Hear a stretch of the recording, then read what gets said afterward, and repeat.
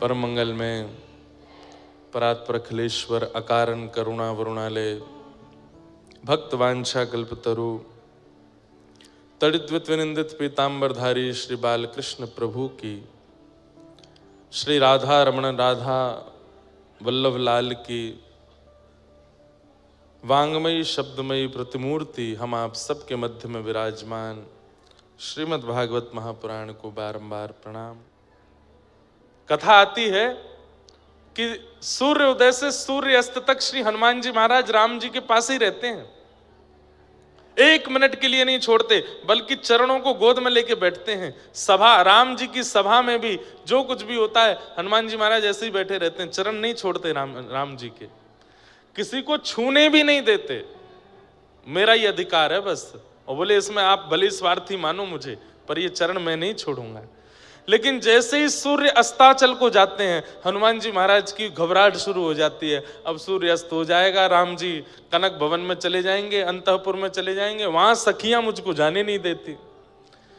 अंतःपुर में निज निवास में तो केवल सीता जी और सब सखियों का प्रवेश है, वहां हनुमान जी नहीं जाते। तो हनुमान जी कनक भवन के द्वार तक जाते हैं तो बाहर ही चंपक लता आदि सखियां रोक देती हैं। हनुमान जी बस बस बस, अब यहाँ से राघव जी का हाथ हमें दे दो। तो फिर अंतःपुर कनक भवन की अंदर की लीला में चंपक लता जी लेकर के श्री राम जी को भीतर जाती हैं। और श्री हनुमान जी द्वार पर खड़े खड़े इतना रोते हैं, इतना रोते हैं। क्यों? अब मैं रात भर कैसे रहूं, बिना राघव जी को देखे मैं कैसे समय निकालूं। रात भर द्वार पे बैठे बैठे रोते हैं और दिन भर तो राम राम बजते हैं और पूरी रात सूर्य नारायण का भजन करते हैं। हे गुरुदेव भगवान, इतना समय क्यों लगा रहे हो? आप जल्दी प्रकट हो जाइए ना, जल्दी उदित हो जाइए। आप उदित होंगे तभी मेरे रघुवर बाहर आएंगे। सुबह सुबह जैसे ही सूर्योदय हुआ राघव जी बाहर आए, देखा आंखें लाल हैं हनुमान जी की, इतना रोए हैं पूरी रात। राघव जी ने तुरंत हृदय से लगा, क्या हुआ, आप इतना रोए क्यों रात को? बोले प्रभु इसका कोई उपाय बताइए, मैं नहीं रह पाता हूं आपके बिना। मुझे रात भर इतनी बेचैनी होती है कि मुझे रात्रि की निशा, ये चंद्रमा प्रिय नहीं लगते, मैं नहीं रह पाऊंगा। मेरे लिए सोना उचित, मैं सोने के लिए नहीं आया हूं, मैं खाने पीने उठने बैठने के लिए नहीं आया, मैं केवल आपको निहारने के लिए आया हूं, आपको सुनने के लिए आया हूं। ये रात्रि का काल मुझसे सहा नहीं जाता, कृपा करके मुझे कुछ अनुभव कराइए, मैं रात में कैसे आपके साथ रहूं। तब राघव जी बोले, देखो हम गृहस्थाश्रम में हैं और गृहस्थाश्रम में कुछ अधिकार गृहिणी के होते हैं, उसमें सारे अधिकार मेरे नहीं हैं। हम पूरे दिन सबको बांट देते हैं, व्यक्ति का स्वभाव है वो दिन को बांटता है, रात्रि को अपनों के लिए रखता है। आप हमसे कहोगे महाराज जी मिलना है तो हम क्या कहेंगे? आज 2 बजे आ जाना, चलो 5 बजे आ जाना। लेकिन कोई बहुत घनिष्ठ आएगा उसको क्या बोलेंगे?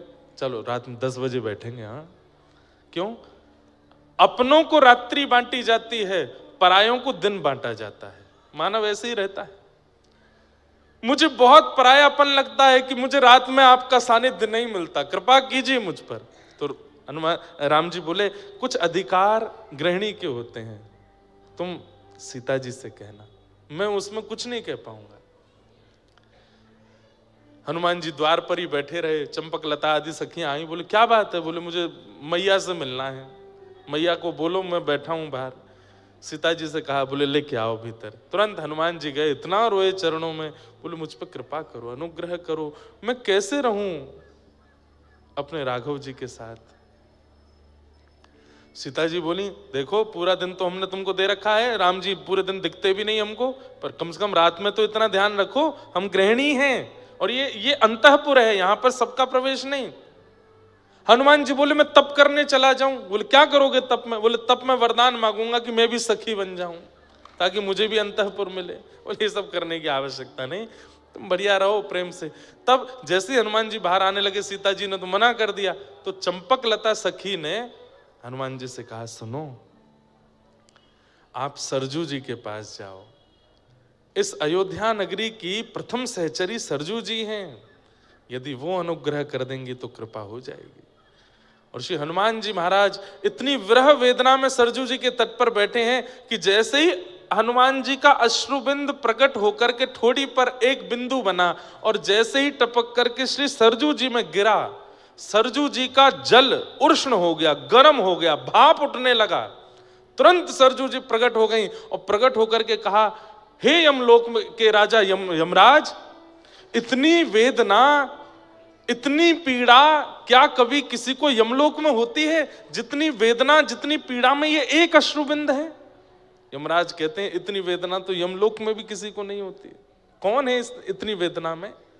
तब देखा तो तट पर श्री हनुमान जी बैठे हैं। कितनी वेदना है उनको राघव जी के दर्शन की। सरजू जी गई और जाकर, क्या बात है हनुमान? बोले, मुझे सखी बनाओ, मुझे सहचरी बनाओ, मुझे अब ये पुरुष वेश में नहीं रहना, मुझे ये बानर वेश में नहीं रहना, मुझे सखी बनाओ, मुझे अंतःपुर में रहना है, राघव जी के संग रहना है। और ऐसी कृपा कर दो, दिन में मैं हनुमान बन के रहूं, रात्रि में मैं सखी हो जाऊं। और श्री सरजू जी ने कृपा करके वीणा प्रदान की श्री हनुमान जी को, और संध्या होते ही आशीर्वाद दिया कि संध्या होते ही आप चारुशिला सखी के रूप में प्रकट हो जाओगे और अंतःपुर में श्री राघव जी की सेवा करोगे। तो दिन भर तो श्री हनुमान जी महाराज गदा लेकर के या उठा के मार, वाय उठा के फेंक दे, पूरे दिन ऐसे उग्र रूप में रहते हैं। लेकिन संध्या होते ही सूर्य अस्ताचल को जैसे जाते हैं, चारुशिला सखी बन जाते हैं और वीणा लेकर के पूरी रात श्री राघव जी को देखते रहते हैं और वीणा का वादन करते हैं। पूरी रात श्री राघव जी को वीणा सिखाते, सुनाते हैं। हमारे महंत जी कह रहे, बोले महाराज जी कभी कभी रात्रि में मैंने पूछा, मैंने कहा इतने अद्भुत हनुमान जी हैं, ऐसा हो नहीं सकता कि यहाँ कोई अनुभव ना होता हो। और मैं जो सुनना चाह रहा था वो मैंने सुन लिया।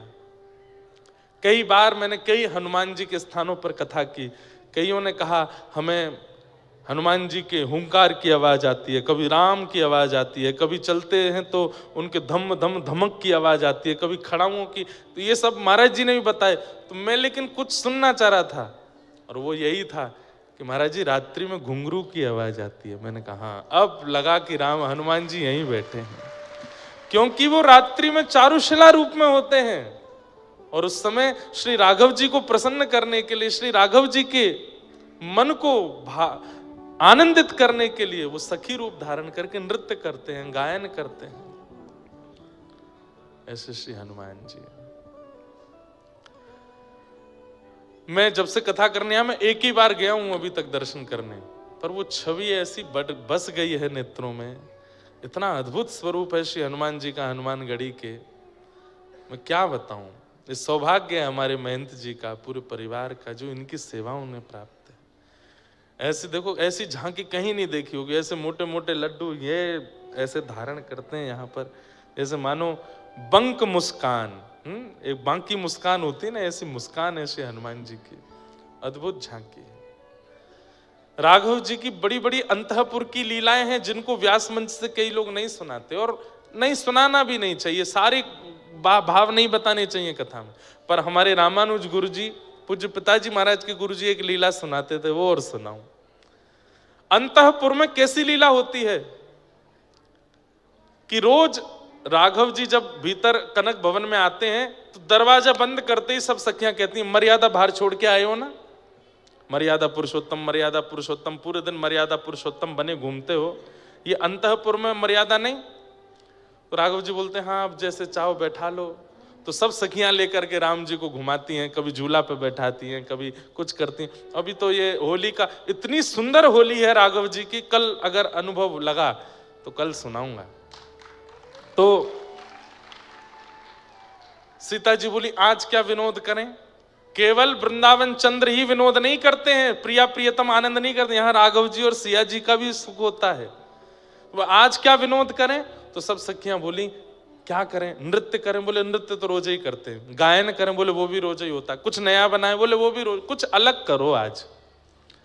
तो राघव जी बोले, क्या अलग करो? कुछ अलग नहीं करना, वही कर लो जो रोज करते हो। कुछ गा लो, बजा लो, नाच लो। थोड़े से राघव जी, ये हमारे ठाकुर जी से कही होती है बात राधा रानी ने। ठाकुर जी तो 50 प्रकार के नियम बताए, ये कर लो, ये कर लो, ऐसे कर लो। लेकिन राघव जी कहीं ना कहीं थोड़े से अंतरंग भाव में रहते हैं। इतने में ही सिया जी के मन में आई, बोले हाँ एक युक्ति है। बोले क्या? आज आप लहंगा पहनो चुनरी पहनो, आंखन में काजल लगाओ, होठन पे लालिमा लगाओ, गले में गहने पहनो, सारे केस खोल करके यहाँ सिंदूर डालो और हमारा रूप बना के हमारा अभिनय आप करो और हमें लाओ, धनुष बाण दो, अपनी पीतांबरी दो, सिर पर मुकुट धारण कराओ, हम केस खोल करके आज हम राघव जी का अभिनय करेंगे और आप सीता जी का। राम जी बोले ये सब नहीं करना, कुछ नहीं करना है, हम ही रहने दो, तुम ही रहो।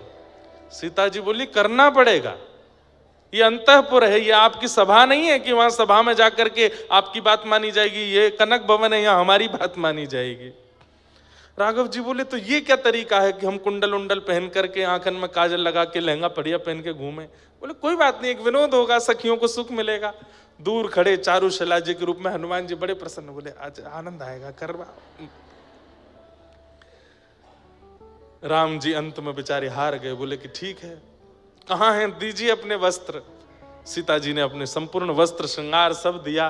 बोले मैं करूं श्रृंगार? बोले नहीं नहीं, आप भीतर नहीं आओगी, मैं खुद कर लूंगा। चारुशिला जी बोली मुझे दे दीजिए अधिकार। हनुमान जी वो राघव जी को लेकर के भीतर गए, लहंगा पहनाया, ऊपर चुनरी ओढ़ाई, आंखन में काजल लगायो। बार बार हनुमान जी के नेत्र सजल हो जाते हैं कि ये सुख तो है जो मुझे बाहर नहीं मिल रहा था, वो अब अंतःपुर में मिल रहा है।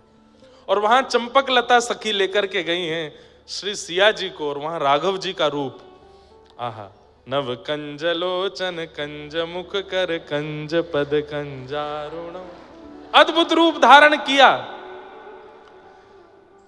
अब आज कैसा दर्शन हो रहा है? बोले राम जी हो गए गोरे गोरे और सीता जी हो गई हैं सांवली सी। क्यों? श्री राघव जी सीता जी के रूप में और सीता जी श्री राम जी के रूप में। जैसे ही राम जी के रूप में सीता जी निकल करके आई, सब सखियां देख करके आहा बलैया लेने लगी, कितने सुंदर लग रहे हैं, कितने सुंदर लग रहे हैं, तरण तोड़ने लगी, राई नौन करने लगी, इतने सुंदर लग रहे हैं, आज गोरे राम हुए हैं। अब सब प्रतीक्षा कर रहे हैं सिया जी कब आवेंगी। आहा, तभी नूपुरों की छम छम छम आवाज आने लगी। आहा, जैसे ही सिया जी के रूप में श्री राघव जी आए, सखीन की तो दूर की बात, राम रूप में श्री सीता जी ही मूर्छित हो गई देख करके। इतने सुंदर लग रहे हैं, इतने मनमोहक लग रहे हैं। जैसे तैसे होश में आई, होश में आकर के बोली सुनिए एक काम। बोले क्या? आज से जब तक पृथ्वी पर हम हैं कनक भवन के अंदर, आप ऐसे ही रहोगे, अब हमें ऐसे ही देखना है। राम जी बोले ये सब नहीं चलेगा, हमें आज बना लिया है, फिर कल से। वो कितने सुंदर लग रहे हैं। सखियों से कहा तुम सब जाओ, ये रूप देखूंगी तो केवल अकेली मैं। इतने सुंदर राम जी लग रहे हैं। सीता जी कभी बलैयां लेती हैं, कभी आंखों का काजल लगाती हैं राम जी को, कभी राई नौन करती हैं, आरती उतारती हैं। इतने सुंदर लग रहे हैं श्री राघव जी। लेकिन एक विडंबना, क्या? वशिष्ठ मुनि जो यदुकुल के, रघुकुल के आचार्य हैं, वो पूरे दिन तो गुरु रूप में रहते हैं, लेकिन वो जानते हैं कि राघव जी साक्षात भगवान हैं, सीता जी साक्षात लक्ष्मी हैं। तो पूरे दिन तो वो गुरु रूप में रहते हैं, आशीर्वाद देते रहते हैं राम जी को। लेकिन संध्या होते ही वो सरजू जी के तट पर अपनी कुटिया में जाते हैं और तुरंत गुरु रूप त्याग करके एक साधक बन जाते हैं और श्री राघव जी के चरणों में बारंबार प्रणाम कर, मानसी सेवा करते हैं। राघव जी को चित्त में बुला के उनको प्रणाम करते हैं।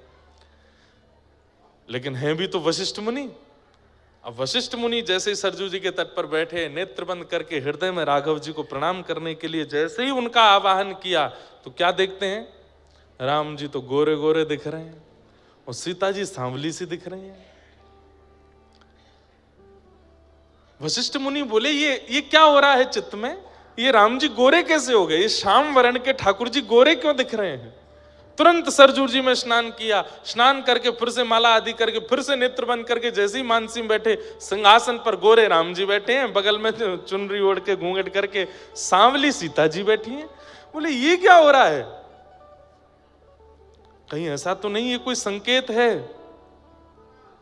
कहीं मेरे शिष्य राम कहीं संकट में तो नहीं है? तुरंत कमंडल उठाया, पहुंच गए कनक भवन। अच्छा, गुरु जी को कोई रोक टोक नहीं है कनक भवन में जाने से, इनको कोई नहीं रोक सकता। रात्रि अर्धरात्रि का समय, तुरंत द्वार पर जाकर के सहचरियों को तुरंत दरवाजा खोलो, गुरु वशिष्ठ खड़े हैं द्वार पे। अब सखी बोली भीतर तो सब डामाडोल चल रहा है माहौल, ये गुरुजी रात में क्यों आ गए? एक सखी ने दूसरी को, दूसरी ने तीसरी को, ऐसे करके अंतःपुर खबर पहुंचवाई, राघव जी सावधान हो जाइए, गुरु वशिष्ठ आ रहे हैं। अब ये सुनकर के सीता जी राम जी के रूप में वो तो तुरंत उठ करके गई और तुरंत लहंगा आदि सब पहन करके आ गई। और राम जी के कभी केश में कुछ फंस गया, कभी कानन में कुछ फंस गया, कभी ये बोले ये क्या हो गया, गुरुजी आ गए द्वार पे, अब मैं जल्दी जल्दी वस्त्र कैसे उतारूं? सीता जी बोली जल्दी करो, गुरुजी आवे वारे हैं। अच्छा, गुरुजी प्रतीक्षा नहीं करते, उनके लिए तो द्वार खुलता है सीधे। राम जी जल्दी जल्दी दौड़ करके गए, जल्दी वस्त्र आदि अपने बदल करके, केश आदि सब बांध करके, आंखन को काजल वाजल सब बिल्कुल व्यवस्थित करके, जो भी मुख पर श्रृंगार था सब बिल्कुल हटा करके, मुंह धो धा करके आए करके तुरंत बैठे। इतने में द्वार खुला, गुरु वशिष्ठ आए। दोनों युगल ने प्रणाम किया, गुरुदेव प्रणाम। गुरु वशिष्ठ ने देखा सीता जी गोरी हैं, राम जी सांवले हैं, तो बोले फिर मेरे मन में इतना वो क्यों हो रहा था? राम जी बोले गुरुदेव बड़े संकोच में रहते हैं। राम जी बोले गुरुदेव कोई कार्य था? नहीं नहीं, कार्य तो कुछ नहीं था, बस कुछ था। आप दोनों ठीक हैं? बोले हाँ बिल्कुल ठीक है। कोई कष्ट तो नहीं है ना? मैं गुरु हूं, मुझे बता दीजिए। बोले नहीं गुरुदेव कोई कष्ट नहीं। अच्छा ठीक है, तो मैं चलूं फिर, प्रणाम, कल मिलते हैं सुबह। बोले हाँ गुरुदेव ठीक है। जैसे ही घूम करके जाने लगे, वशिष्ठ जी फिर रुके, फिर दोबारा मुड़े, राम जी के थोड़े पास गए, यहां से केश हटा करके देखे तो बीच में मांग भरी पड़ी है। राघव ये क्या? अब तो राम जी पूरे ठंडे पड़ गए ऊपर से नीचे। नहीं नहीं गुरुदेव कुछ नहीं कुछ नहीं, कुछ ऐसे गुरुदेव वो आज वो हनुमान जी ने कुछ डाल दिया था, तो चारुशिला जी के रूप में हनुमान जी खड़े बोले मैंने कब डाला? वशिष्ठ जी जैसे ही सिया जी की ओर दे, सीता जी कभी देखती नहीं है, नीची नजर रखती हैं, लेकिन आज नजर उठा के वशिष्ठ जी को देखा है और नेत्रों में ही समझा दिया। बोले अंतःपुर की लीला है, आप क्यों आ गए बीच में? तुरंत वशिष्ठ जी समझ गए। अच्छा अच्छा अच्छा राघव सुनो। बोले हाँ, अब तुम विश्राम करो, सुबह मिलते हैं।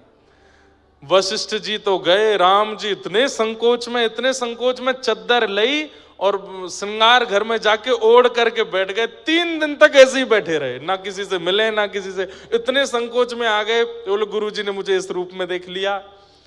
यहाँ पे दशरथ जी मनाने आए, कौशल्या मैया मनाने आई, केकई मनाने आई, सब मनाने के लिए आ गए, लेकिन राम जी माने नहीं। तब पूछा, बोले क्या हुआ था? बोले गुरु जी जब से आके गए तब से ऐसे ही हैं। तो फिर गुरु वशिष्ठ जी से कहा कि आप जाके राम जी से, तो फिर पुनः गुरु वशिष्ठ जब आए, हल्ला हुआ, गुरु वशिष्ठ आ रहे हैं। राम जी ने फिर चद्दर हटाई, फिर बाहर आ गए। गुरु वशिष्ठ आके बोले क्या बात है, आप 2 दिन से चद्दर में रजाई में घुसे क्यों बैठे हो, इतना संकोच क्यों? नहीं गुरुदेव कुछ नहीं। कान के पास जाके वशिष्ठ ऋषि बोले हम सब जानते हैं ये अंतःपुर की लीला, हम किसी से नहीं कहेंगे, आप बिल्कुल निश्चिंत रहो, किसी को नहीं बताएंगे। अब गुरु वशिष्ठ ने कितनी छुपाई बात कि आज हम मंच से आपको सुना रहे हैं, आज पूरी दुनिया सुन रही है, तो सोच लो गुरु वशिष्ठ ने कितनी छुपाई होगी। लेकिन श्री हनुमान जी महाराज, ये बंधुओं ये बड़ी अंतरंग लीलाएं हैं ठाकुर जी की। हमारे पूज्य पिताजी के गुरुदेव श्री रामानुज गुरु जी इस कथा को सुनाते थे। आज पता नहीं क्यों श्री हनुमान जी सुबह से ही ऐसे रस में भीगे भीगे से दिख रहे हैं, तो ये सब भाव प्रकट कराए हैं। अनंत बलवंत श्री हनुमान जी महाराज की। तो उनका जो बल दिख रहा है ना, वो तो केवल हम लोगों को बहकाने के लिए कि तुम भैया यहीं तक ही सीमित रहना, मुझसे बल आदि ही मांगना। वास्तव में श्री हनुमान जी से तो प्रेम लक्षणा भक्ति मांगो, क्योंकि अंतःकरण में तो वही रस है, वही प्रेम है, वही भाव है श्री हनुमान जी के। अब मेरे को कथाएं तो इतनी याद आ जाती हैं। कृष्ण लीला में जो वंशी है ना, कल्याण अंक में मैंने पढ़ा था, वो श्री हनुमान जी महाराज है, हनुमान जी ही हैं। राम जी ने भरत जी से पूछा कि हनुमान ने हमारी इतनी सहायता करी कि हमें ऋण जैसा लगता है अपने ऊपर, उसके ऋण से हम कैसे हो ऋण हो? तब भरत जी महाराज बोले, अब ये इसका उत्तर मुझ पे तो नहीं है। तब बोले तुम जब संशय में आते हो तो क्या करते हो? बोले मेरे पास तो आपकी पादुका है, मैं आपकी पादुकाओं से संशय का समाधान पूछता हूं। तो राम जी ने अपनी ही पादुकाओं से पूछा, आपने 14 वर्ष तक अयोध्या का पालन किया है, आप हमसे पूर्ववर्ती राजा हैं दोनों, हमारी शंका का समाधान करो, श्री हनुमान जी महाराज के ऋण से उऋण कैसे हुआ जाए। तब प्रभु श्री राम जी की पादुकाओं ने आज्ञा करके कहा कि महाराज एक ही तरीका है। बोले क्या? हनुमान जी दंडक वन में संतों को आश्वासन दे करके आए हैं कि उन संतों को आप द्वापर युग में कृष्ण रूप में मिलेंगे और वे सब संत गोपी बन करके आएंगे। दंडक वन में जिन जिन संतों से राम जी नहीं मिल पाए थे, सबकी सुध लेने हनुमान जी गए। तब सब ने रोते हुए कहा हमको राम जी क्यों नहीं मिले। तब हनुमान जी ने सबको आश्वासन दिया, आप सब लोग चिंता मत करो, द्वापर में ये कृष्ण बन के आएंगे और आप सब ही ब्रज की गोपी बन के आओगे, ठाकुर जी आपको मिलेंगे। तब एक संत ने कह दिया, क्या आप आओगे द्वापर में? क्योंकि हम गोपी बन के आ गए, ये कृष्ण बन के आ गए, और कहीं बिचौलिया के रूप में आपने आके हम दोनों को नहीं मिलवाया तो आप आओगे? तो हनुमान जी बोले ये तो ठाकुर जी जाने, मेरा कोई क्रम है कि नहीं द्वापर में। तो पादुकाओं ने आज राम जी को बताया, बोले कि हनुमान जी चिंता में हैं कि द्वापर में मुझे आना है कि नहीं, और वहां संतों को वो वचन दे करके आए कि वो उनको गोपी रूप में कृष्ण से मिलवाएंगे। तो इसलिए द्वापर में आप जब कृष्ण बनेंगे, आपके अधर पर विराजने वाली जो वंशी है वो महादेव का अवतार, और महादेव के रुद्रों में ही श्री हनुमान जी हैं। तो हनुमान जी ही वंशी के रूप में आपके अधर पर बैठेंगे, और जब आप प्राण पिरोएंगे तब उन सब गोपियों को खींच करके आपके समीप लाने का कार्य इन्हीं का होगा। सुरपति इंद्र तुरंत चरणों में आए और आकर के क्षमा मांगने लगे। पिता गुरुस्त्वं जगतामधीशो दुरत्ययः काल उपात्त दंड हिताय स्वेच्छा तनुभिः समीहसे मानं विधुन्वन् जगदीश मानिना।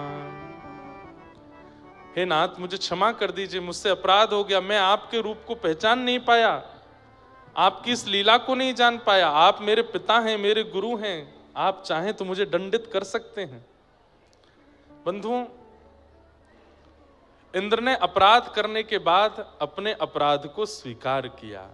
हमारे भारत के विशिष्ट संत हुए श्री विनोबा भावे, महाराष्ट्र के, वे कहते थे कि मानव का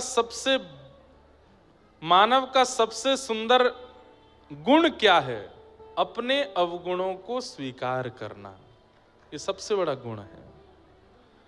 कभी आप आजकल के युवाओं को, कभी कभी मुझे लगता है कि हम कथा के अलावा कुछ सत्र किया करें, केवल युवाओं को कुछ समझाने बताने के लिए। कभी अवसर मिले श्री विनोबा भावे जी के ग्रंथों को मंगाइए और उनको पढ़िए। हमारी व्यासपीठ पर बैठने में और हमारे स्वयं के जीवन में बहुत कुछ श्री विनोबा भावे जी की कृपा से है। उनको बहुत पढ़ा मैंने, उनके कई विषय राष्ट्रवाद के लिए भी हैं, पर मानव उत्थान के लिए, और क्योंकि वे गीता के ही भावों को पढ़ते रहते थे। महात्मा गांधी भी उनके पास जाते थे। बहुत सुंदर उनके छोटे छोटे प्रसंग इतने अच्छे हैं, छोटी छोटी बातें इतनी अद्भुत हैं। अब कितनी अच्छी बात है। मानव का सबसे बड़ा गुण क्या है? बोले अपने अवगुणों को स्वीकार करना, ये सबसे बड़ा गुण है। और मानव का सबसे बड़ा अवगुण क्या है? बोले अपने अवगुणों को स्वीकार ना करना, अपने आप को बहुत गुणवान मानना, ये सबसे बड़ा अवगुण है। बंधुओं, व्यक्ति शीशा दिखता है तो शीशे में, शरीर में या मुखमंडल पर जो कमी होती है शीशा दिखा देता है, और उस कमी को आप ठीक कर लेते हो। कोई बाल आगे आ रहा है तो ठीक कर लोगे, आंखों के ऊपर कुछ हो रहा है तो वहां ठीक कर लोगे, नाक टेढ़ी मेढ़ी हो रही है तो सीधी कर लोगे गहने इधर उधर हो रहे हैं तो उसको व्यवस्थित कर लोगे, कपड़ा कुछ ऊपर नीचे है तो ठीक कर लोगे। ठीक वैसे ही बंधुओं, व्यक्ति प्रत्येक दिन अपने अवगुणों को, अपने अवगुण रूपी दर्पण को देखे, मुझ में क्या क्या अवगुण है। क्रोध है, लोभ है, ईर्ष्या है, अभिनिवेश है, ये है, जो भी आपके अवगुण हैं, नित्य उसको यदि आप स्वीकार कर, तो मुझ में ये अवगुण है, तो यह स्वीकारीकरण आधे अवगुण को नष्ट कर देगा। व्यक्ति अस्वीकार करता है, इसलिए वह अवगुण बढ़ता रहता है। आज इंद्र ने आकर के भगवान के सामने तुरंत स्वीकार किया कि मैंने गलती की, मैंने अपराध किया। अच्छा, एक बात होती है कि गलती स्वीकार करना, अपराध स्वीकार करना। गलती और अपराध स्वीकार करने मात्र से काम नहीं चलेगा, वो जो किया है उसका दंड भी स्वीकार कीजिए और उसके लिए प्रायश्चित्त भी कीजिए। केवल स्वीकारीकरण से काम नहीं चलेगा। इसके लिए उचित जो दंड मुझे मिलना चाहिए वो मिलना दीजिए मुझे, और इसका जो प्रायश्चित हो मैं वो भी करूंगा। तब जाकर के आप अपने अपराध से विमुक्त हो पाओगे।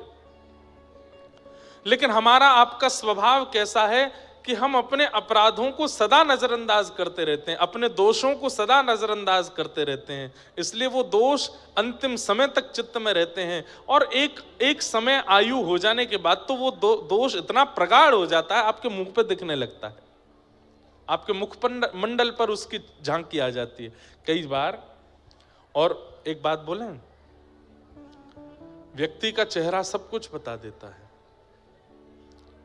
उसके मुखमंडल की कांति, उसके आंखों का घूमना, उसकी नाक, उसके बोलने का ढंग, उसके होठों का चयन, उसका हंसना बैठना सब बता देता है कि इसमें दोष है कि नहीं।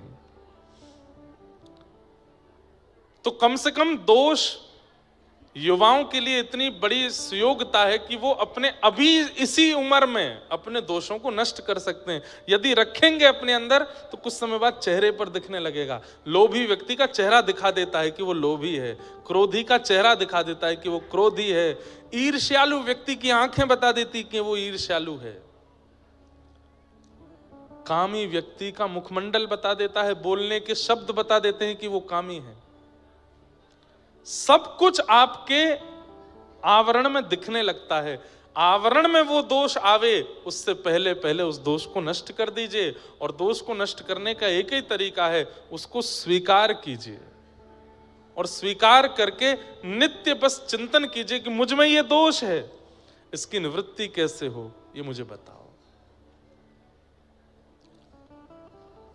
तभी वो दोष जाएगा। तो इंद्र ने आकर के कहा कि नाथ मैंने अपराध किया, आप मुझे दंड दीजिए, इसके लिए उचित दंड क्या है मुझे दीजिए। भगवान बोले दंड की आवश्यकता नहीं, तुमने कुछ बुरा नहीं किया, हाँ अपराध तो किया, पर तुम्हारी करनी से एक बहुत अच्छा काम हो गया। बोले क्या? जो दूर दूर भटके ब्रजवासी थे वो सब भी मेरे समीप आ गए, एक गिरिराज छत्र के नीचे सब मेरे समीप चरणाश्रित हो गए, इसलिए मैं तुमसे ज्यादा नाराज नहीं हूं। बस आइंदा से अभिमान रहित होकर के इंद्र अपनी पदवी का पालन करना, चलो जाओ। भगवान ने क्षमा कर दिया। क्षमा बड़े न को चाहिए, बड़ों का स्वभाव क्या है? क्षमा कर देते हैं। पर कई अपराध अक्षम्य होते हैं, वहां क्षमा करना अपराध होता है। जैसे छोटा बालक अगर कुछ गलती कर रहा है, माता पिता यदि नजरअंदाज करते रहे, क्षमा करते हैं, छोड़ो छोड़ो छोड़ो, तो एक समय आने पर वो अपराध इतना बड़ा हो जाएगा कि फिर कुछ नहीं कर पाओगे आप।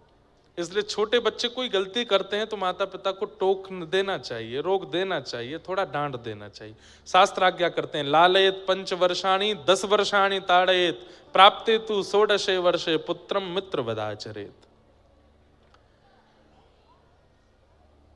5 वर्ष तक बालकों को डांटना नहीं चाहिए, लेकिन जैसे ही बालक 6 वर्ष का हो जाए तो फिर 15 वर्ष तक ज्यादा लाड़ प्यार नहीं करना चाहिए।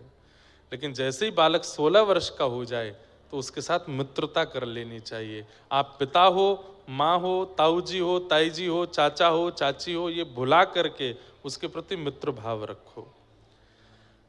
आजकल के युवा क्या करते हैं, जो बात माता पिता को भी नहीं बता सकते वो अपने मित्र को बता देते हैं। मित्र में ऐसी कौन सी चिंबक है, उससे कह देते हैं। और घर में जिनके संग रहे, जिन्होंने पाल पोस के बड़ा, उनको नहीं बताते। क्यों? क्योंकि उन लोगों ने इतना अधिकार नहीं दे रखा, उन लोगों ने इतने दायरे बना दिए कि वो बालक उस तक पहुंचने में घबराता है, वो मित्र के साथ में बैठ जाता है, बता देता है।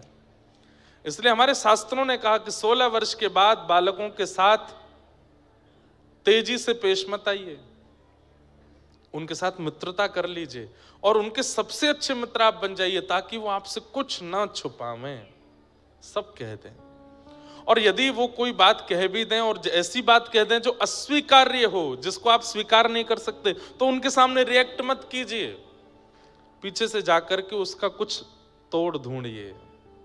भाई, किसी के जीवन को बनाना इतना आसान नहीं होता है, बहुत लगना पड़ता है। माता पिता की तपस्या होती है बालक के जन्म से लेकर 16 वर्ष की आयु तक उसको निर्माण करना।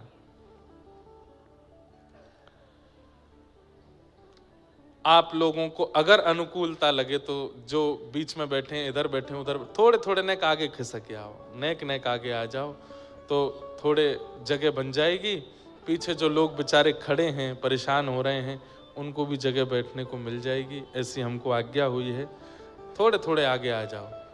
आप एक एक व्यक्ति 1-1 इंच भी आगे आओगे तो कम से कम आपके पीछे से जो स्थान बचेगा उसमें ऐसे उठ के हल्ला करके नहीं, बैठे बैठे करो, बैठे बैठे सब लोग थोड़े थोड़े आगे आ जाओ।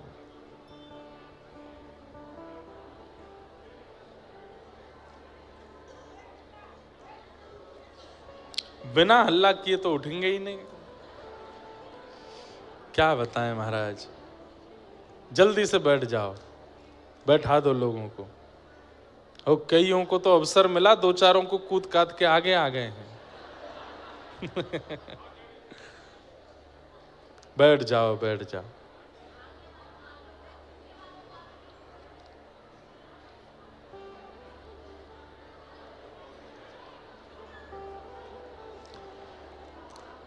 कितनी शांति थी थोड़ी देर पहले। बैठ जाओ,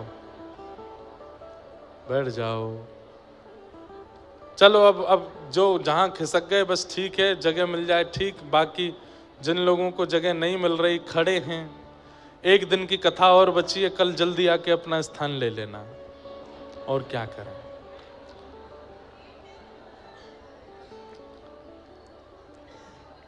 कहां थे हम?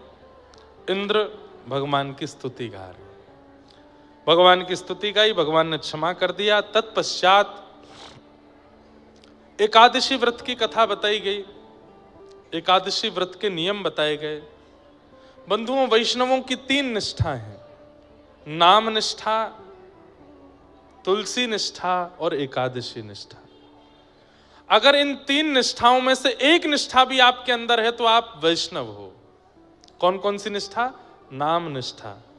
ठाकुर जी के नाम के प्रति इतनी उत्सुकता कि बस नाम गाने सदा रुचि, उसमें रुचि रहती है। जरा कहीं कीर्तन शुरू हो जाए तुरंत मन लग जाता है। नाम निष्ठा, नित्य नाम जपते रहते हैं, मन में चित्त में। कई लोग काउंटर लगा के रखते हैं, उसमें जपते रहते हैं, नाम करते रहते हैं। नाम निष्ठा वैष्णव की पहली निष्ठा है। दूसरा वैष्णव का रूप क्या है? तुलसी निष्ठा। अपने गले में तुलसी माला धारण करे, अपने अंग पर तुलसी का स्पर्श होना अनिवार्य है।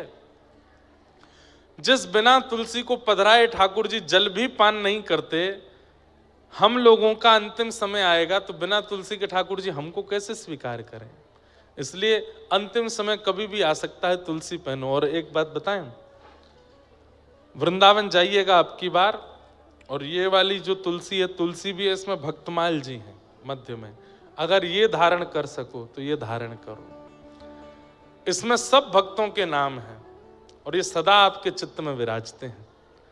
श्री नाभा गोस्वामी जी के सुंदर भक्तमाल भाव में इसकी बड़ी निष्ठा बताई गई कि जो भक्तमाल अपने चित्त में धारण करता है, अंतिम समय जब उसका आता है, अंतिम काल जब उसका आता है, प्राण निकलने का समय जब आता है, तो जितने भक्त हैं ठाकुर जी के, ध्रुव जी से लेके प्रहलाद जी तक, मीराबाई से लेके सूरदास तक, कुम्मन दास से लेके और नरसिंह मेहता तक, सब प्रकट हो जाते हैं और प्रकट होकर के उस वैष्णव को निकुंज में लेकर के जाते हैं, अगर भक्तमाल जी अंतिम समय पर आपके चित्त से स्पर्शित हैं तो।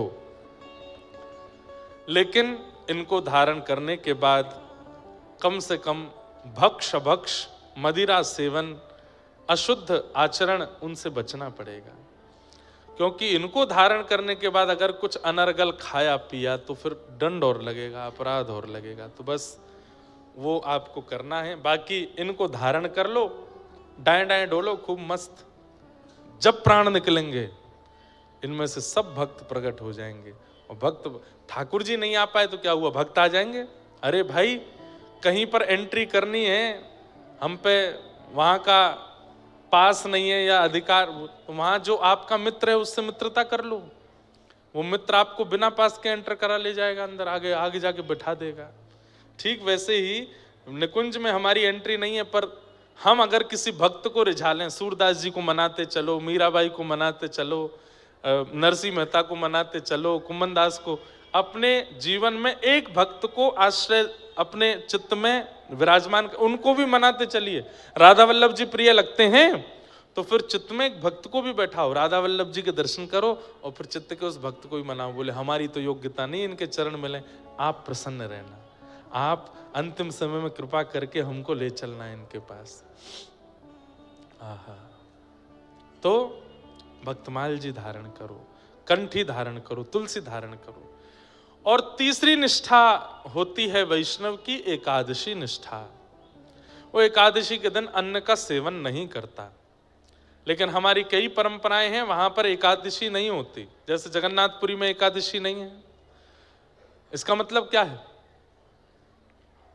आपको बताऊं, बहुत गुप्त बात बता रहे हैं, ध्यान से पाते हैं और सबको भी भात पवाते हैं। और उस दिन अगर कोई जगन्नाथपुरी में एकादशी के दिन भात नहीं पाता, महाप्रसाद नहीं पाता, तो उसको दंड और लगता है।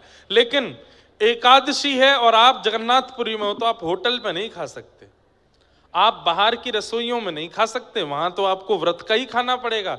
आप केवल और केवल मंदिर का प्रसाद पा सकते हो, उसमें कोई दोष नहीं। और केवल जगन्नाथपुरी नहीं, हमारी बात ध्यान से सुनना। आप घर पे बैठे हैं, एकादशी है और उसी समय कोई बद्री विशाल भगवान का प्रसाद लेकर के आ गया, कोई श्री रंगनाथ भगवान का खीरांग लेकर के आ गया। अब आप मन में विचार करो, ये तो अन्न है तो अपराध है ना। चाहे एक कणिका लीजिए, उसमें से एक तिनका लीजिए, आपको लेना ही चाहिए। प्रसाद के प्रति अन्न बुद्धि नहीं, प्रसाद के प्रति वस्तु बुद्धि नहीं, प्रसाद के प्रति सामग्री की बुद्धि नहीं होनी चाहिए। प्रसाद के प्रति तो प्रसाद की बुद्धि है, वो अन्न नहीं है। आप उसको अन्न समझ के पाओगे तो फिर प्रसाद के प्रति अपराध बन जाएगा। चैतन्य महाप्रभु कहते हैं प्रसाद क्या है, बोले महाप्रसाद है गोविंदे, वो तो साक्षात गोविंद हैं। अगर एकादशी भी है और उस दिन कोई अन्न की बनी सामग्री मंदिर की प्रसाद के घर पे आ जाए, पूरी मत पाओ, थोड़ा सा उसमें से लेके मुख में ले लो, प्रसाद का सम्मान करो। तो गुप्त बात यह है कि महाप्रभु जगन्नाथ जी साल भर की समस्त एकादशियों में महाप्रसाद पाते हैं।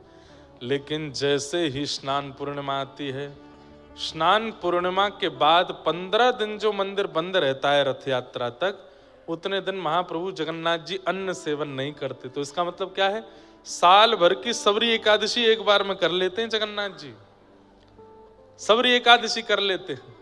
तो इसका मतलब क्या है, यदि आप एकादशी जगन्नाथपुरी में करके आए हैं तो वहां महाप्रसाद पाइए। जो एकादशी करते हैं उनके लिए बात है। लेकिन जैसे ही लौट करके आप वापस अपने नगर स्थान पर आ जाते हैं, तो अगली एकादशी जब आवे तो उस एकादशी पर एक नहीं 2 व्रत कीजिए। कैसे, एक तो अन्न का व्रत हो गया, दूसरा मौन व्रत हो गया। मौन भी कीजिए, मौन भी रहिए, एकादशी के दिन बोलना नहीं है, और सूर्यास्त तक मौन रहिए।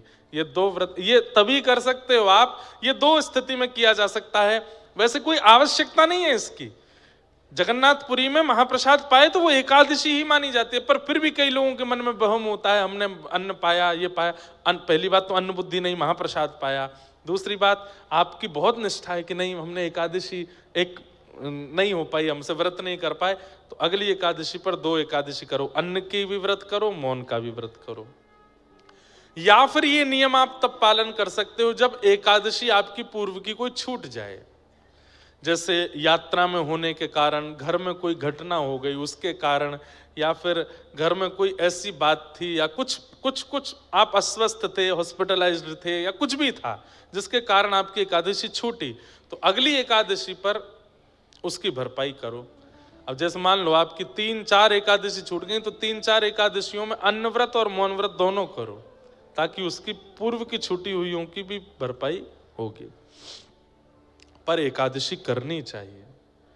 श्री तुकाराम जी महाराज, नहीं, श्री नामदेव जी महाराज एकादशी के प्रति इतनी निष्ठा रखते थे, वो स्वयं तो पाते ही नहीं थे, और किसी को खाते हुए देखते थे तो जाके दंडवत चरणों में गिर जाते, बोले तेरे हाथ जोड़ू भैया, आज एकादशी, अन्न मत पाओ, अन्न मत पाओ। क्यों? एकादशी के दिन अन्न में पाप का निवास होता है। अच्छा, अब ये थोड़ी इस बात को समझिएगा, उससे होता क्या है? एकादशी के दिन अन्न खाने से पाप लगता नहीं है, तो आप पूर्व में गंगा स्नान करके जिस पाप को नष्ट करके आ चुके हैं गंगा में, वो पाप पुनर्जागृत हो जाता है एकादशी के दिन अन्न खाने से। पूर्व के किए हुए पाप जो प्रायश्चित्तों से, नदी स्नान से, देवलोक भ्रमण से, ब्राह्मणों के आशीर्वाद से जो नष्ट हो चुके हैं, एकादशी के दिन अन्न सेवन करने से वो पुनर्जागृत हो जाते हैं।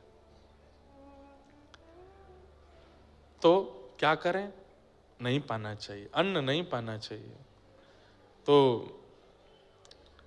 श्री नामदेव जी महाराज किसी को एकादशी स्वयं भी करते थे, किसी को खाने भी नहीं देते थे। और तो और एकादशी के दिन नामदेव जी अपने मोहल्ले में डोलते थे, घरों में जाके खिड़की खोल खोल के देखते थे कोई अन्न तो नहीं खा रहा। तो वो सब लोग कहते तुम्हारा क्या बिगड़ रहा, हम खा रहे हैं, हमारा मन, हमें नहीं रखनी एकादशी। तो द्वार पे बैठ के रोने लग जाते नामदेव जी, बोले आज आज अन्न मत खाओ, आज एकादशी है, आज मत खाओ। तो इतनी उनकी एकादशी के प्रति निष्ठा कि एक दिन भगवान बोले मैं परीक्षा लाऊं या की। और श्री विट्ठल भगवान, पांडुरंग भगवान एक ब्राह्मण का रूप धारण करके आए और पूरे नगर में रोते हुए घूम रहे हैं, अरे मैं बहुत भूखा हूं, मैं बहुत प्यासा हूं, मुझे कोई अन्न पवाओ, मैं 4 दिन से यात्रा पर हूं, मुझे बहुत तेज भूख लगी है। सिर पर त्रिपुंड देख करके, शिखा देख करके, धोती देख करके, जनेऊ देख करके भान तो हो गया था कि ब्राह्मण है। नामदेव जी के द्वार पर जाके ही गिरे भगवान। नामदेव जी बोले अरे अरे विप्रदेव आए। विप्र पत्नी से कहा उठाओ उठाओ उठाओ, क्या कहिए भगवान क्या? बोले मुझे अन्न खिला दो, मुझे बहुत भूख लगी है, मैं प्यासा, भूखा प्यासा हूं, मुझे 4 दिन से कुछ नहीं मिला है, पवा दीजिए कुछ, अगर मुझे अन्न नहीं मिला तो मेरे प्राण चले जाएंगे। नामदेव जी महाराज बोले आज तो एकादशी है, आज मैं अन्न नहीं खवा सकता। देवी भीतर प्रसाद के केला रखे हैं, सेब रखे हैं, लेके आओ। नहीं नहीं नहीं, फल नहीं खाना है, मुझे तो अन्न ही खाना है। भगवान आज एकादशी है। अरे एकादशी तुम्हें दिखता नहीं, मेरे प्राण पखेरु उड़ जाएंगे यदि मुझे अन्न नहीं मिला तो। मैं कितना जर्जर हो गया, मेरे हाथ पांव कांप रहे हैं, मेरी नसें सूख रही हैं, मेरा रक्त संचार रुक रहा है, मुझे अन्न की आवश्यकता है, मेरे प्राण निकल जाएंगे। नामदेव जी महाराज बोले अन्न तो नहीं मिलेगा। बोले मेरे प्राण जाएंगे तो भी नहीं। बोले ठीक, अच्छी बात है, वैकुंठ मिलेगा एकादशी आज। प्राण चले भी गए तो सीधे भगवत धाम जाओगे। कैसे व्यक्ति हो तुम, यहाँ प्राण निकल रहे हैं मेरे, तुम कह रहे हो वैकुंठ जाऊंगा मैं। बोले अरे एकादशी, एकादशी के दिन प्राण निकले, इसके लिए कितना लोग प्रार्थना करते हैं, लेकिन आपके प्राण में निकलने नहीं दूंगा। लीजिए केला खाओ, दूध पी लो, फल खा लीजिए, फलाहार कर लीजिए, अन्न मत खाइए। ठाकुर जी बोले ठीक है तो मैं दूसरे के घर चला जाऊंगा। बोले वहां मैं जाने नहीं दूंगा, क्योंकि मुझे पता है आप अन्न खा लोगे, और मैं किसी को अन्न खाने नहीं देता एकादशी के दिन। भगवान बोले बड़े विचित्र आदमी हो, खुद भी नहीं खिलाते, मुझे कहीं खाने भी नहीं देते, जाने भी नहीं देते।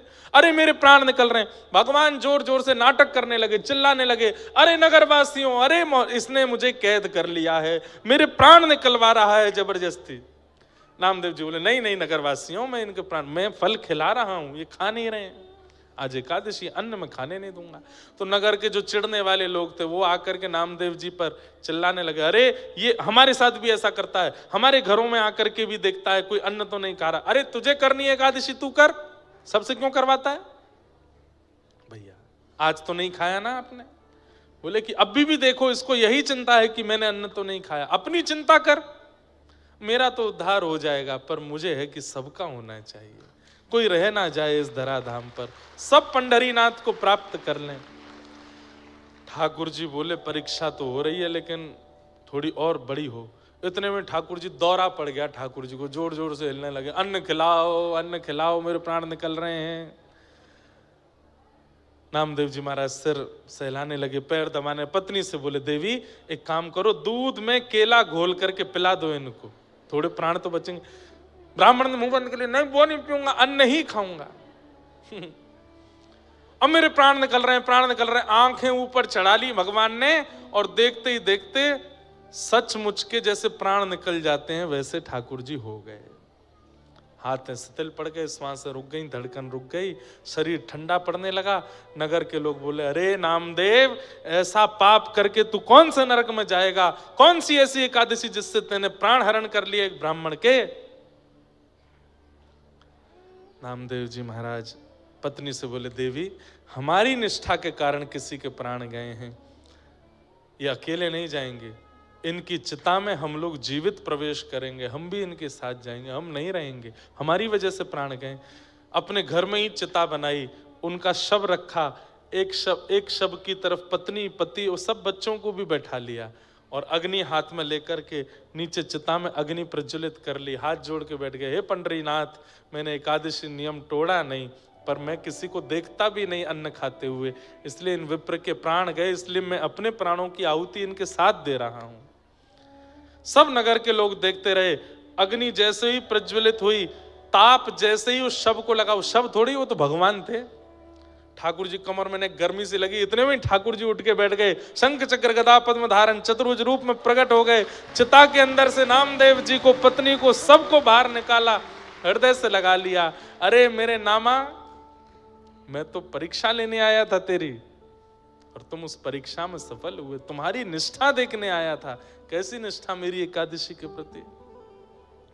और ये दृश्य देख करके सब नगरवासियों ने भी प्रण ले लिया कि भैया अब हम भी एकादशी करेंगे। जब एकादशी से ठाकुर जी की इतनी प्रसन्नता है तो हम क्यों ना हो। बंधुओं, मैं अपने उद्धार के लिए जब कोई काम करता हूं ना, ठाकुर जी इतने खुश होते हैं, इतने खुश होते हैं।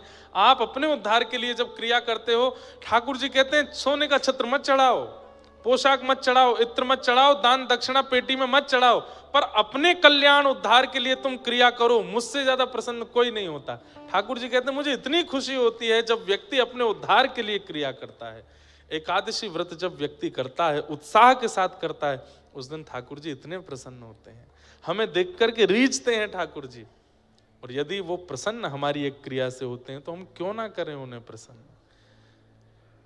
अरे संसार में रहने वाले प्रेमी जन एक दूसरे के लिए कितना त्याग करते हैं, क्या हम ठाकुर जी के लिए 15 दिन में आने वाली एक एकादशी में अन्न त्याग नहीं कर सकते? करिए, और बड़ी निष्ठा के साथ इसको करिए। इस प्रकार बताते हुए अब आगे रास पंचाध्यायी का प्रसंग आया। भगवान पिता रात्रि शरदोत्फुल्ल मल्लिका विक्षरन्तुम मनश्चक्रे योग मायामुपाश्रित। बंधुओं, संपूर्ण श्रीमद् भागवत में एक विलक्षणता है, बहुत ध्यान से सुनिए सब लोग, इधर देखो। श्री परीक्षित जी प्रश्न करते हैं और सुखदेव जी उत्तर के रूप में कथा सुनाते हैं। लेकिन रास पंचाध्यायी के विषय में आता है कि यहां परीक्षित ने प्रश्न नहीं किया कि मुझे रास लीला के बारे में बताओ, सुखदेव जी अपने आप ही सुनाने लग गए। क्यों? क्योंकि ये रास का प्रसंग ऐसा है कि जब तक इसमें प्रविष्टि नहीं होगी, इसमें प्रवेश नहीं होगा, संपूर्ण लीलाएं अधूरी सी हैं। भगवान का प्राण है रास पंचाध्यायी। मैं हर कथा में बताता हूं, आज फिर बता रहा हूं, रास का मतलब नृत्य नहीं होता। आप नैमिषारण्य आए हैं कथा सुनने के लिए, ये रस है। लेकिन नैमिषनाथ भगवान आपके घर आ जाएं आपका प्रेम लेने के लिए, वो रास है। आप वृंदावन जाते हो, वो रस है, पर वृंदावन बिहारी आपके पास आ जाते हैं, वो रास है। आप जगन्नाथपुरी जाते हो वो रस है, पर जगन्नाथ जी आपके घर आ जाते हैं वो रास है, वो रास है। समझ में आई बात? आप प्रधानमंत्री से मिलने गए वो रस, पर प्रधानमंत्री आपके घर आ गए वो रास। रास का मतलब क्या है? मैं हरि का सुमिरन करूं ये रस है, पर हरि मेरा सुमिरन करें ये रास है। अपने आप को इतना योग्य बना लीजिए, भक्ति मार्ग में इतना निपुण कर लीजिए कि मेरा सुमिरन हरि करें, मैं पावा विश्राम। भक्ति पथ में गंतव्य क्या है? किसी ने मुझसे कहा आपकी व्यासपीठ का नाम भक्ति पथ है, इस भक्ति पथ का गंतव्य क्या है, डेस्टिनेशन क्या है? तब मैंने कहा भगवत ठाकुर जी मिल जाएंगे तो पथ तो रुक जाएगा, और ये पथ कभी रुकता नहीं है।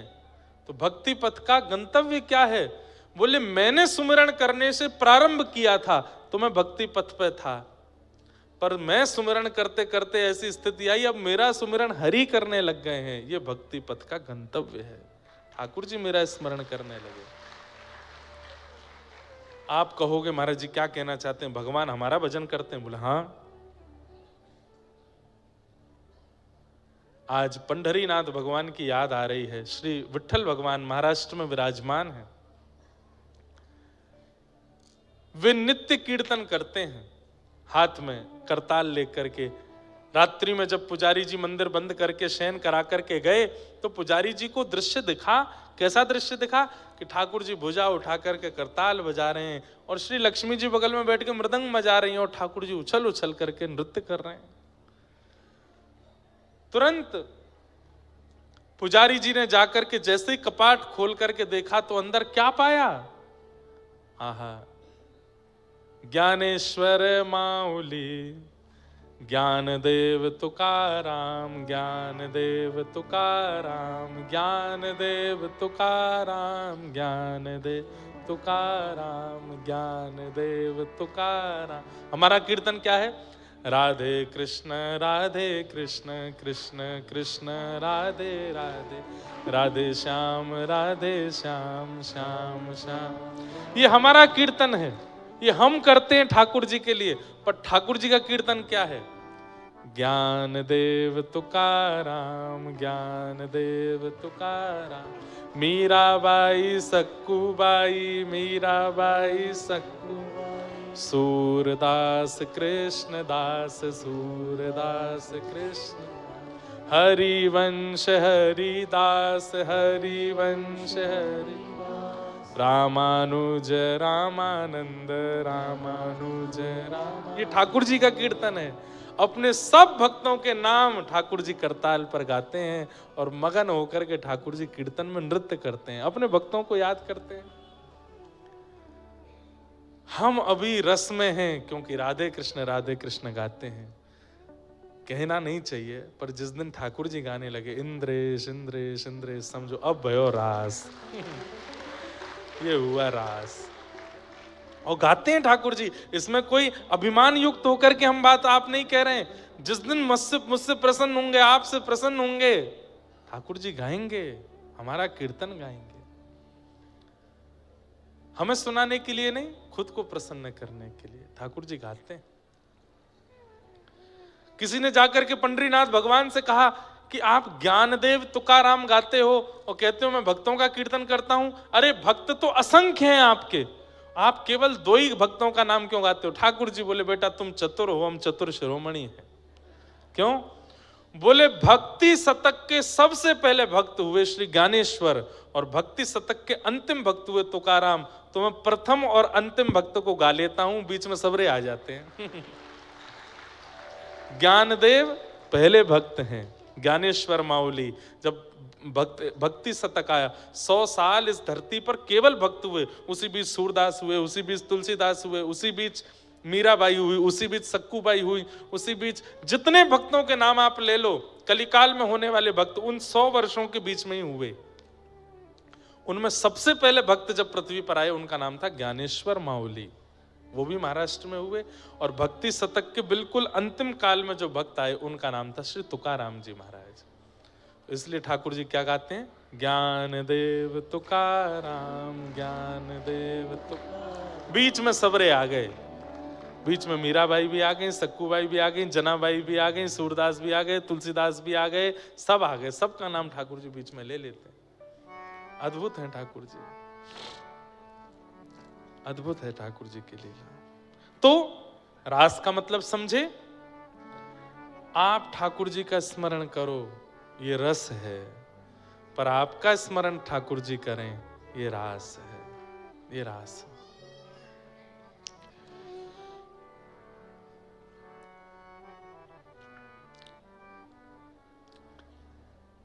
रास पूर्णिमा का दिन आया, शरद पूर्णिमा का दिन आया, और जैसी पूर्णिमा का चंद्रमा प्रकट हुआ, गोपियों के चित्त में हलचल होने लगी। क्यों?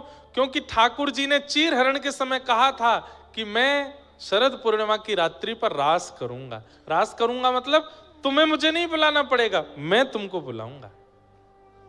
और आज गोपियां विचलित हैं, व्याकुल हैं, श्याम सुंदर मिलेंगे, श्याम सुंदर बुलाएंगे। और इतने में ही कदम वृक्ष के नीचे बैठ गए ठाकुर जी, और वन में जाकर के आहा क्या कर रहे हैं ठाकुर जी? निशम्य गीतम तदनंगवर्धनम व्रज स्त्रियः कृष्ण गृहीत मानसा आजग्मुरन्योन्यमलक्षितोद्यमा सयत्र कांतो जवलोल कुंडलैः। ठाकुर जी ने ऐसी वेणु का वादन किया, अपने अधर पर वेणु रख करके जैसे ही ठाकुर जी ने उसमें वादन करना प्रारंभ किया, तो कहते हैं निशम्य गीतम तदनंग वर्धनम। जैसे आंखें ठाकुर जी को देखना चाहती हैं पर उतनी व्याकुल नहीं है, कान कथा सुनना चाहते हैं पर जगह नहीं मिली तो लौट गए वापस, इतने व्याकुल नहीं है।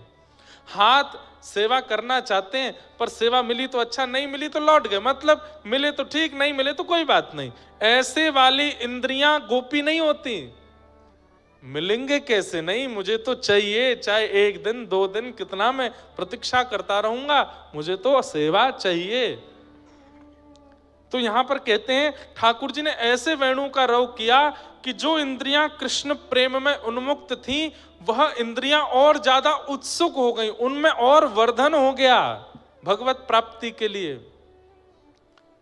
चतुर्भुज दास जी गाते हैं, दर्शन को नैना तपे, वचन सुनन को कान, मिलवे को हियरा तपे, हिय के जीवन प्राण, गोवर्धन वासी सांवरे, वासी लाल तुम बिन रयो न जाए रे, गोवर्धन वासी। कभी हुआ बंधु ऐसा वृंदावन गए थे, लेकिन जैसे लौटने लगे तो गाड़ी में बैठ के रोना आया, वृंदावन से बाहर निकलते समय रोना आया, लेकिन अपने घर तक रोते ही आए, और घर पे आने के बाद भी फिर अगले दिन भी रो रहे हैं, दूसरे दिन तीसरे दिन भी रो रहे हैं, चौथे दिन भी रो रहे हैं, महीने तक रोते ही रहे। ऐसा नहीं होता, आज की डेट में तो ऐसा नहीं होता। व्यक्ति 1 आध दिन व्याकुल रहता है, पर महीनों महीनों तक व्याकुल रहे, ये आज की स्थिति नहीं है। हाँ, होता है व्याकुल, संसार की वस्तु के लिए होता है, वो तब तो 10-10 साल तक व्याकुल रहता है व्यक्ति, नस पस काट के बैठ जाता है अपनी, इतना व्याकुल हो। पर ठाकुर जी के लिए कभी कोई ने नस काटी सुना आपने? अब भैया कर मत लेना कहीं, उससे ठाकुर जी नाराज और हो जाएंगे। शरीर को ठोस मत पहुंचाना, व्याकुलता चित्त से होती है भाई, शरीर से नहीं। ये शरीर की गतिविधि अव्यवस्थाओं से कोई अपना प्रेम दिखाना चाह रहा हो, महापाखंडी है वो, ढोंगी है, हृदय से नहीं दिखा पा रहा, इसलिए शरीर से दिखाने का प्रयास कर रहा है। हृदय से दिखाओ। दर्शन को नैना तपे, वचन सुनन को कान, मिलवे को हियरा तपे, हिय के जीवन प्राण, गोवर्धन वासी सांवरे, तुम बिन रहो न जाए। ऐसी स्थिति। एक प्रसंग आता है कि गुसाई श्री विठलनाथ जी अपने ठाकुर जी नवनीत प्रिया जी, जिनको लड्डू गोपाल कहते हैं, प्रथम नवनीत प्रिया जी श्री श्रीनाथ जी में विराजमान है। इस पूरे ब्रह्मांड के सबसे पहले लड्डू गोपाल, छोटे से हैं, इतने होंगे, नवनीत प्रिया जी। उनको नाम लोगों ने लड्डू गोपाल रख दिया, जबकि हाथ में लड्डू भी नहीं है, वो मक्खन है। उनका मूल असली नाम नवनीत प्रियालाल। नवनीत मतलब मक्खन, उससे जो प्रेम करे वो लाला, नवनीत प्रियालाल। तो सेवा करके गुसाई जी बोले, जय जय, प्रेम से विराजियों, भीतरिया बाहरिया सब आपकी सेवा करेंगे, मैंने एक गोकुल तक है के आऊं। ठाकुर जी सिंहासन पर ऐसे बैठे हैं। जैसे ही गुसाई श्री विठलनाथ जी मंदिर से बाहर निकल के गए, नीचे अपने रथ पर बैठे, ऊपर मंदिर की ओर देखा तो क्या पा रहे हैं, नवनीत प्रिया जी अपने सिंहासन से उठ के जंगला पे खड़े होकर के पूछ रहे हैं, जल्दी आ जाइयो, मोकू आपकी बहुत याद आवे, जल्दी आ जाइयो, मेरो मन ना लगे। गुसाई जी देख करके गए ही नहीं, रथ को भेज दिया, बोले कि अपने जय जय को मैं कष्ट नहीं दे सकता। बेचारे इतने व्याकुल, इसको कहते हैं रास।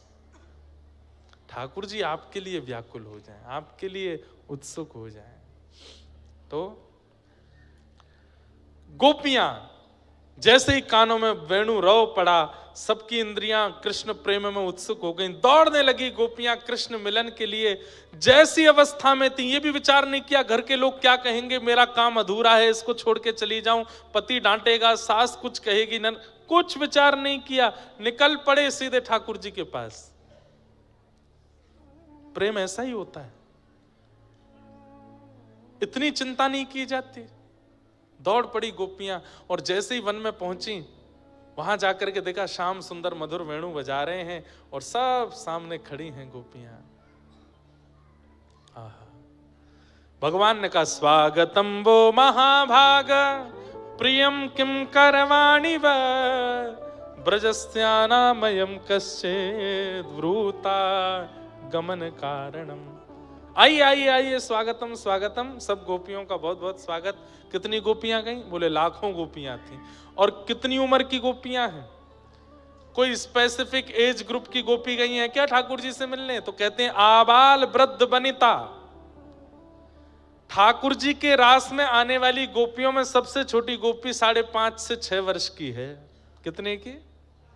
5.5 से 6 वर्ष की। मतलब 2-4 बड़ी गोपी तो गोद में लेके आई हैं वह, और वो भी उतने ही प्रेम में हैं जितने और ये तो सबसे छोटी गोपी हो। सबसे बड़ी गोपी बोले यशोदा मैया की भी पर सास की उम्र की है, बिना दांत की।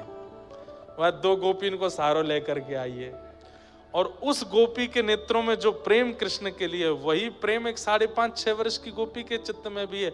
इसको आप काम प्रेम नहीं कह सकते। ये संसारिक जो हम और आप करते हैं संसार में, वो प्रेम नहीं है। ये 5.5-6 वर्ष की बालिका को पता होता है कि प्रेम किसको कहते हैं।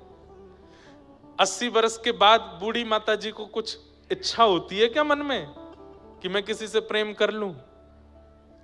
कभी सुना 90 वर्ष की माता जी को किसी से प्रेम हो गया? नहीं हो सकता। ये संसारिक व्यवहार है। परंतु ठाकुर जी से प्रेम एक 4 वर्ष की बालिका को भी हो जाता है, और 100 वर्ष की अम्मा को भी रहता है।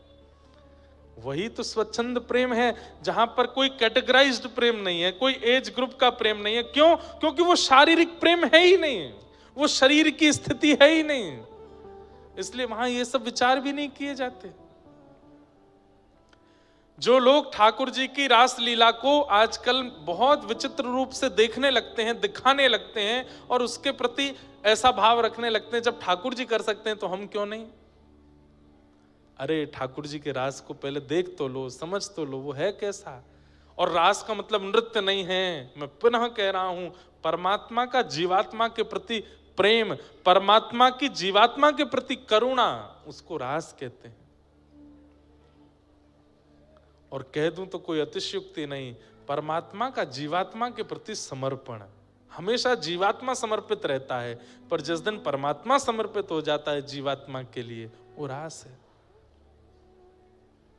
आहा, वो रास है। सब गोपियां आई, ठाकुर जी ने देखा तो ठाकुर जी ने कही पहले इनकी परीक्षा ले लूं। और भगवान पतिव्रता नारी का धर्म समझाने, राम राम राम राम, तुमने क्या कर दिया? अपने पति बच्चों को छोड़ के चली आई। तुम्हारी सास ससुर, घर में सब पूरा परिवार भरा सब था, और तुमने सब लोक लाज मर्यादा की बिल्कुल ध्यान नहीं रखा, एक परपुरुष से मिलने चली आई हो। कितना बड़ा अपराध किया तुम लोगों ने।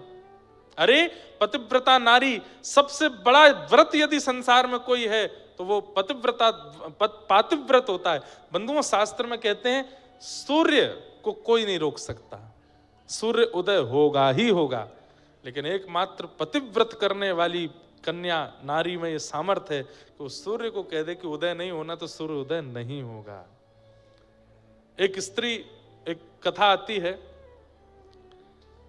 एक कन्या थी, वो अपने पति से बहुत प्रेम करती थी, पतिव्रता नारी थी।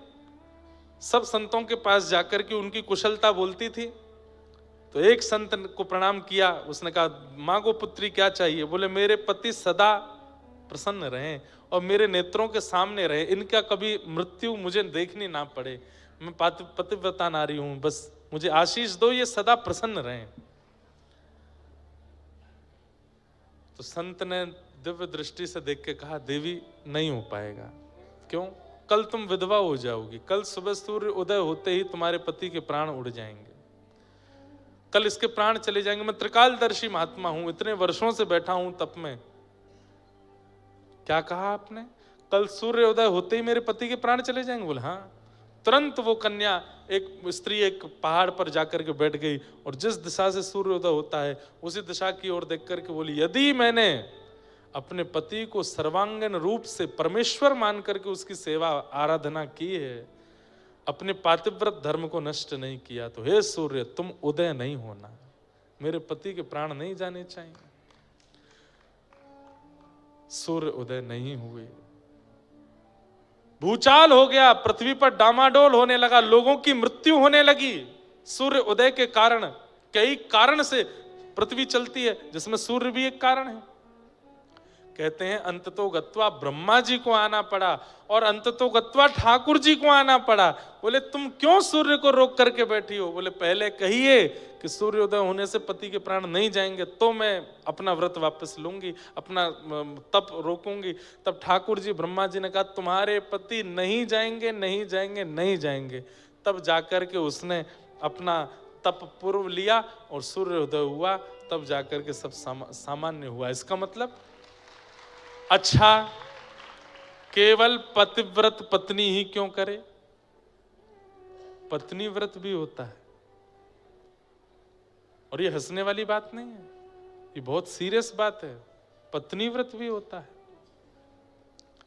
पतिव्रत का पालन पति करे, पत्नी करे, और पत्नी व्रत का पालन पति करे। इस व्रत में होता क्या है? केवल एक ही काम है, इनके अलावा जो है वो सब मेरे पूजनीय है, यही है मेरी जो है, इनके अलावा और कोई मेरे जीवन में नहीं। यही है बस इस व्रत में, और कुछ नहीं है।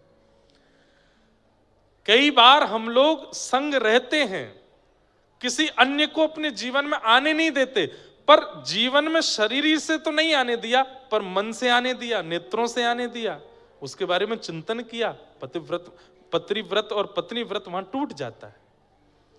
चित्त में भी नहीं, मन में भी नहीं, स्थिति में भी नहीं, बस यही हैं जो हैं। इसे कहते हैं पतिव्रत, इसे कहते हैं पत्नी व्रत। चाहे इनसे लाख गुना अच्छा कोई मेरे सामने आ जाए, पर ये इनका स्थान कोई नहीं ले सकता।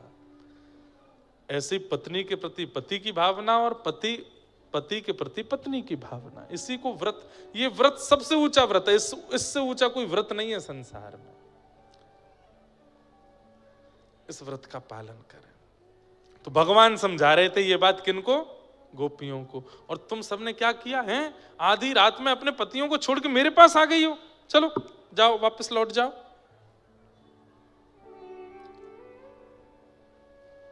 गोपियां बोली आपका हो गया हो तो अब हम कुछ कहें? बोले हाँ बोलो। हमारे संत जन वृंदावन के कहते हैं पर ब्रह्म को कोई शांत नहीं कर पाया। पर ब्रह्म ने जो कह दिया वो पत्थर की लकीर है, उसके ऊपर कोई लकीर नहीं खींच पाया, उसके आगे कोई बोल नहीं पाया। एकमात्र यथा व्रज गोपिका नाम, व्रज की गोपियां हैं जिन्होंने पर ब्रह्म को भी चुप कर दिया, शांत कर दिया। चुपचाप सुनो। आप बहुत पतिव्रत बता रहे हो, अब हमारी बात सुनो। बोले क्या?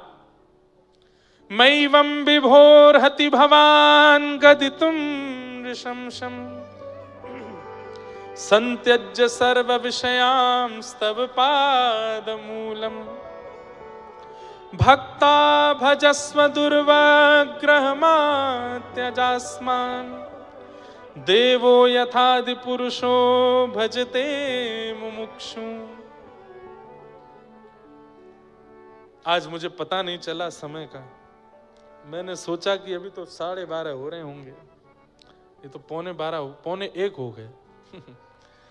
अब हमें रुक्मणी विवाह कैसे करेंगे?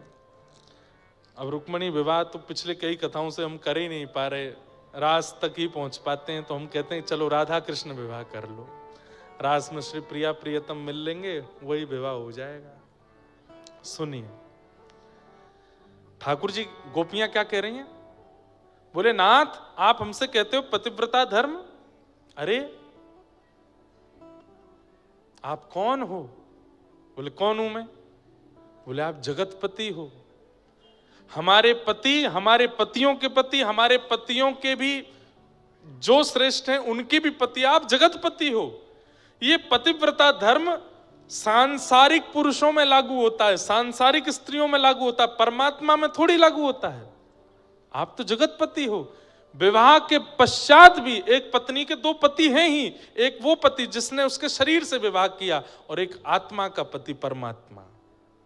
और आज जब आत्मा का प्रति प्रत्यक्ष सामने खड़ा है और इस शरीर में बैठी हुई वो जीव आत्मा उस परमात्मा से मिलने के लिए आ गई, तो आप हमें पतिव्रता नारी का धर्म समझा रहे हो? हे नाथ, एक दृष्टांत सुनिएगा। ठाकुर जी बोले बताओ। बोले एक पत्नी का पति विदेश गया, पत्नी को संग लेकर के नहीं गया। पत्नी बोली मैं कैसे रहूंगी, मैं तो पतिव्रता नारी, पैर छूंगी उसके बाद भोजन करूंगी, आपको पवाऊंगी उसके बाद कुछ पाऊंगी, आपको सुलाऊंगी फिर सोऊंगी। पतिव्रता नारी के तो बड़े नियम हो। पति गया विदेश, अब वो क्या करे? ठाकुर जी बोले क्या हुआ फिर? बोले पति ने अपनी मूर्ति बना के दे दी। बोले लो जब तक मैं ना आ जाऊं इसकी पूजा करना। अब पति मूर्ति कोई पूजती है, उसी को सुलाती खिलाती। 5 साल बाद असली पति आ गया। अब बताओ क्या करना चाहिए? ठाकुर जी बोले क्या करना चाहिए मतलब? अरे 5 साल से जिस पति को खिलाती पिलाती सुलाती नहलाती है, अब उसके भोजन वो करा रही है और असली पति सामने आ गया है द्वार पर, तो उसको क्या करना चाहिए? इसको भोजन कराना चाहिए, भोजन पूरा कर देना चाहिए, या आधा अधूरा भोजन छोड़ के असली पति को बैठाना चाहिए? क्योंकि 5 साल से जिस पति की सेवा कर रही थी उसकी आधी में सेवा कैसे छोड़ दे? पतिव्रता धर्म नष्ट हो जाएगा। और पतिव्रता धर्म छोड़ करके आधे में भोजन छोड़ के अगर असली पति को न लेने जावे तो भी पतिव्रता धर्म टूट जाएगा। असली तो वही है। बताइए नाथ क्या करना चाहिए? उसको भोजन पूरा मूर्ति वाले को खिलाना चाहिए या द्वार पर खड़े असली को प्रवेश दिलाना चाहिए? ठाकुर जी बोले अरे जब तक असली आया नहीं था तब तक मूर्ति वाला था, उसको खिलाते पिलाते सुलाते थे। अब भली उसने आधी रोटी खाई, असली सामने आ गया तो आधी रोटी में उठ के जाना चाहिए, उसको लेना चाहिए, उसको बुलाना चाहिए। गोपियां बोली वही बात, वो सब तो मूर्ति वाले पति हैं, इतने दिन से उनकी सेवा कर रही थी। अब जब पता चल गया कि असली पति नंद नंदन कृष्ण ही हैं, ये सामने हमारे खड़े हैं, और अगर हम उन्हें छोड़ करके आपके पास आ गए तो हमने क्या अपराध किया हमें बताओ? स्तब्ध हो गए, मौन हो गए। जिनकी जीव पर शब्द नृत्य करता है, आज ढूंढे से नहीं पता चल रहा कि उसका उत्तर क्या दूं मैं। चुपचाप बैठे ठाकुर जी। बोले सिर मत हिलाओ, उत्तर दो। और आपको सुनिए, हम जिद्दी वाली प्रेमी नहीं है बंधुओं, बहुत अच्छा है ये भाव, सुनिएगा। हमारा प्रेम जिद का नहीं है श्री कृष्ण, और हमारा प्रेम कहीं आप हमको व्यभिचारिणी मत समझना। जैसे एक व्यभिचारी नारी होती है, एक से अनेकों के साथ रह लेती है, व्यभिचारी पुरुष होता है, एक से अनेकों का संग कर लेता है। हम व्यभिचारी नहीं है। हमें आपके स्पर्श की इच्छा नहीं है, हमें आपको देखने की इच्छा नहीं है, हमें आपको सुनने की इच्छा नहीं है, हमें आपके आलिंगन की इच्छा नहीं है, आपके साथ बैठने की इच्छा नहीं है। हमारा प्रेम केवल इतने पर शुरू होगा, इतने पर खत्म हो जाएगा। कितने पर? बोले केवल हमारे सामने खड़े होकर कह दो कि तू मेरी है, बस हम चली जाएंगे लौट के। फिर जीवन में कभी मत देखना हमको, कभी मत बुलाना हमको, कभी मत मिलना हमसे। पूरा जीवन केवल इसी बात को ध्यान करके मैं व्यतीत कर दूंगी कि आपने कहा था कि आप मेरी हो। हमारा प्रेम केवल इतना है नाथ, स्पर्श का प्रेम नहीं है, मिलन का प्रेम नहीं है, वार्ता का प्रेम नहीं है, सुनने का कहने का प्रेम नहीं है, खिलाने पाने का प्रेम नहीं है। हमारा प्रेम तो केवल स्वीकारीकरण में है। आप बस हमें स्वीकार करके छोड़ दो, कह दो कि आपने स्वीकार किया, और फिर भले ही हमको आप अपने पैरों तले रौंद दो, हम कभी शिकायत नहीं करेंगे। ऐसा प्रेम हो सकता है? किसी से प्रीति हो गई और वो व्यक्ति जीवन में कभी मिला ही नहीं, लेकिन फिर भी अंत तक हम उसी के हैं, यही तो प्रेम है। हमारा आपका संसारी प्रेम कैसा है? मिलो तो प्रेम है, दिखो तो प्रेम है, वार्ता करो तो प्रेम है, खिलाओ या खाओ तो प्रेम है। तो ठाकुर जी का प्रेम ऐसा नहीं, गोपियों का प्रेम ऐसा नहीं।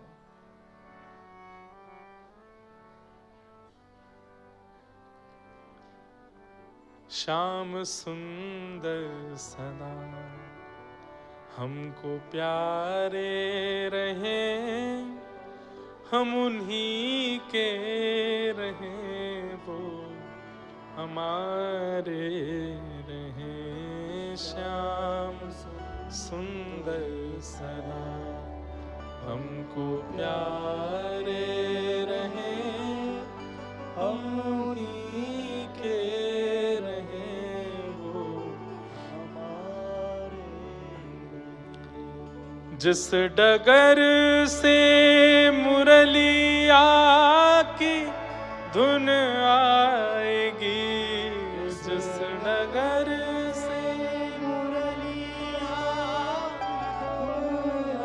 आएगी, उस डगर पे उमरिया ये कट जाएगी, उस डगर पे उमरिया ये कट जाएगी, उस डगर पे उमरिया ये कट जाएगी, उस डगर पे उमरिया ये कट जाएगी।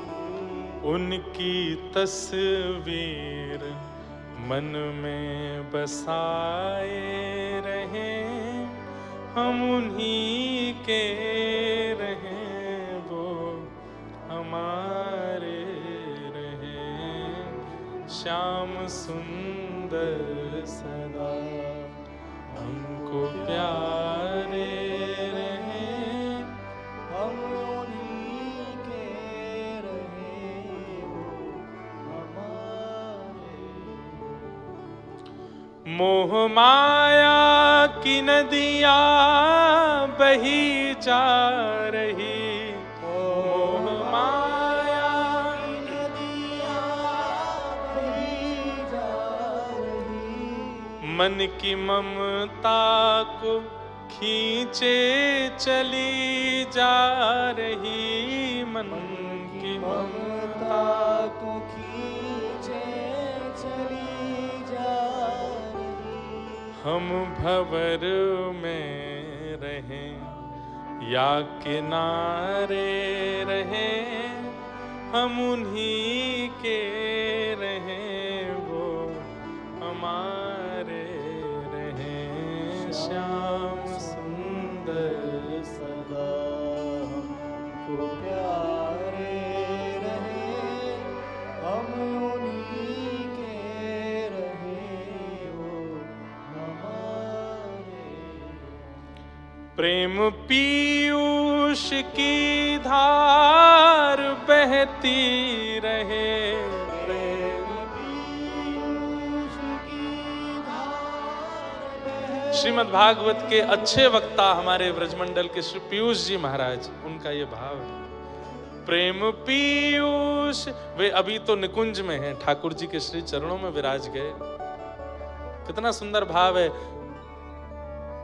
मोह माया की नदियां बही जा रही, मन की ममता को खींचे चली जा रही। भाई धार इतनी तेज है माया की, हम रुक नहीं पा रहे हैं, हमें खींच ही रही है। नाथ बस कृपा इतनी करना, इस माया की धार में भले ही हम भंवर में रहें या किनारे रहें, हम उन्हीं के रहें, वो हमारे रहें। प्रेम पीयूष की धार बहती रहे, प्रेम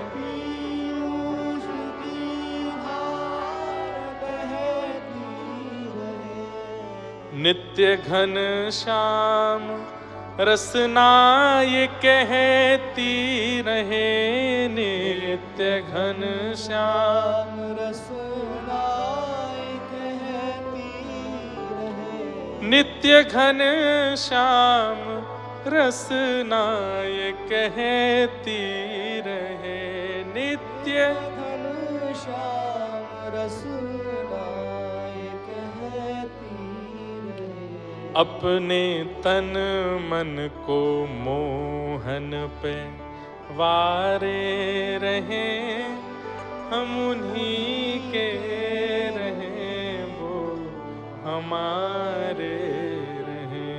श्याम सुंदर सदा हमको प्यारे रहे, हम उन्हीं के रहे, वो हमारे। गोपियों के भाव ऐसे, याद में तोरी भई बाबरी, सुध लो मोरी कृष्ण मुरारी, याद में तोरी भई बाबरी, सुध लो मोरी कृष्ण मुरारी। अब आओ मेरे प्राण पियारे, अब आओ मेरे प्राण पियारे, अपनाओ याजन को, मेरो मन वृंदावन में अटक्यो, मेरो मन वृंदावन में। बन के जोगन डोलत व्रज में, बन के जो पीवत यमुना जल को, मेरो मन वृंदावन में अटक्यो, मेरो मन वृंदावन में। गोपियों ने अपना प्रेम प्रस्तुत करते हुए ठाकुर जी को ये बात बता दिया कि वे कोई शारीरिक प्रेमिकाएं नहीं हैं। अरे उनकी स्थिति तो ऐसी है कि वे बस एक बार ठाकुर जी कह दें कि तुम मेरी हो, चली जाएंगी लौट के, और जीवन भर केवल उसी भाव में व्यतीत कर देंगी, कभी लौट करके वापस नहीं आएंगी। ठाकुर जी परीक्षा ले रहे थे और ये सब गोपियां उस परीक्षा में निपुण हो गईं। इन सबका प्रेम अद्भुत है। भगवान ने अब रास विहार करना शुरू किया। प्रत्येक गोपी के समीप जाकर के ठाकुर जी उसे इतनी योग्यता प्रदान कर देते हैं, उसके द्वारा बनी हुई वस्तु पाते हैं, उसके साथ बैठते हैं, गले में गलवैयां देते हैं, चर्चा करते हैं, कभी उसके साथ नृत्य करने लगते हैं। इस प्रकार एक एक गोपी के पास ठाकुर जी जा रहे हैं और उन्हें रास का सुख दे रहे हैं। और लाखों गोपियां थीं, पर सबके चित्त में तो नहीं, पर कुछ गोपियों के चित्त में वो आ गया जो नहीं आना था, अभिमान। किस बात से? कि हो ना हो, श्याम सुंदर हमारी सुंदरता पर रीच करके हमारे साथ बैठे हैं।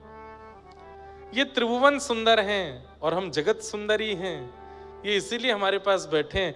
क्योंकि ठाकुर जी तो इतने उत्सुक होकर के रास कर रहे हैं कि अगर कोई गोपी रूपवान नहीं भी है उसको भी ठाकुर जी अपलक नेत्रों से देख रहे हैं, और देखते देखते ठाकुर जी के नेत्र सजल हो जाते हैं। उसके मुख पे हाथ फेरते हुए ठाकुर जी कहते हैं तू कितनी सुंदर है। अब उसको तो लग रहा है ये मेरे रूप को देख रहे हैं, पर ठाकुर जी रूप नहीं देख रहे, उसके भाव देख रहे थे। अब उठ के ठाकुर जी जैसे ही आगे गए, उस गोपी को मान हो गया कि मेरी सुंदरता पर रीझ गए, और धीरे धीरे धीरे धीरे सब गोपियों के चित्त में कुछ कुछ बातों का मान आने लगा। किसी ने पूछा कि ये गोपियां इतनी पवित्र हृदय वाली थीं, ठाकुर जी के मिलने के बाद भी इनमें मान क्यों आया? बहुत संक्षिप्त और बहुत सूक्ष्म बात है, ध्यान से सुनिएगा, क्योंकि ये गोपियां बिना आचार्य के रास में आ गई हैं, बिना गुरु के ठाकुर जी के समीप आ गई हैं। और इन गोपियों के लिए ठाकुर जी के सामीप्य का गुरु कौन है? श्री वृषभानु नंदिनी राधा रानी। जब तक किशोरी जी संग में नहीं होंगी तब तक इन गोपियों के चित्त में मान आता ही रहेगा। बंधुओं, हम सब भी एक गोपी हैं और हमारे गुरुदेव ही आचार्य हैं। वे आचार्य जब तक हम पर कृपा नहीं करेंगे तब तक अगर ठाकुर जी हमें मिल भी गए तो हम कुछ ना कुछ अपराध कर बैठेंगे। इसलिए गुरु आश्रय बहुत आवश्यक है। गुरु आश्रय के बाद ही भगवत सन्निधि संभव हो सकती है। हमारे गिरिराज जी के पंडित श्री गया प्रसाद जी महाराज, उनके जीवन काल में एक समय आया कि वे बीच के 5-6 वर्षों तक एक भी शब्द कुछ और बोलते नहीं थे, केवल एक ही बात बोलते थे, गुरु चरणों में अनुराग। गुरु चरणों, कोई कुछ भी कहे, राम राम भी कहे तो उससे कहते गुरु चरणों में अनुराग। किसी ने कहा, जब 5 वर्ष तक यही एक शब्द बोलने के बाद किसी ने उनसे कहा, बाबा आप 5 साल तक यही बात क्यों कहते रहे? बोले मैं ये समझाने के लिए बोलता रहा, कितने भी साधन कर लो, गुरु चरणों में अनुराग नहीं होगा तो प्रिया प्रियतम की प्राप्ति नहीं होगी। उनके प्रति अनुराग, उनके प्रति विश्वास, उनके प्रति समर्पण लाओ चित्त में, तभी होगो, तभी लाला कृपा करेगो, तभी किशोरी जी कृपा करेंगी। क्योंकि गुरु मान विहीन करता है। तभी किशोरी जी ने पुकार की है, हा नाथ रमण प्रेष्ठ क्वासी क्वासी महाभुज दास्यास्ते कृपणाया में सखे दर्शन सन्निधो। और जैसे ये श्लोक गाया है, उसी समय वृंदावन में हाँ नाथ कहते ही, जैसे ही नाथ कहा है, इतने में ही श्रीनाथ गिरिराज जी में अवस्थित हो गए। जैसे ही रमण कहा है, उतने में ही श्री राधा रमण लाल शालिग्राम अवस्थित हो गए। प्रेष्ठ कहते हैं वल्लभ को, जैसे ही वल्लभ कहा है, श्री राधा वल्लभ लाल अवस्थित हो गए। और क्वासी क्वासी महाभुज जब कहा, तब श्री वृंदावन बिहारी लाल अवस्थित हो गए। और श्री कलिकाल में उसी समय लिए गए जो नाम थे वही पुनः प्रकट हो गए, और हानाथ के रूप से श्रीनाथ प्रकट हुए, रमण के रूप से राधा रमण प्रकट हुए, प्रेष्ठ के रूप से राधा वल्लभ, और महाभुज के रूप से श्री वृंदावन बिहारी लाल प्रकट हो गए। ये रास में करुण पुकार से पुकारे गए वही ठाकुर हैं वृंदावन के, जिन्हें गोपियां व्याकुल चित्त से पुकार रही थीं, और कालांतर में ये पुनः कलयुग में प्रकट हुए। गोपियों ने गोपी गीत गाया, और गोपी गीत गा करके ठाकुर जी को रिझाया। पुकार रही हैं, जयति तेधिकम जन्मना व्रज है श्रयतंदिरा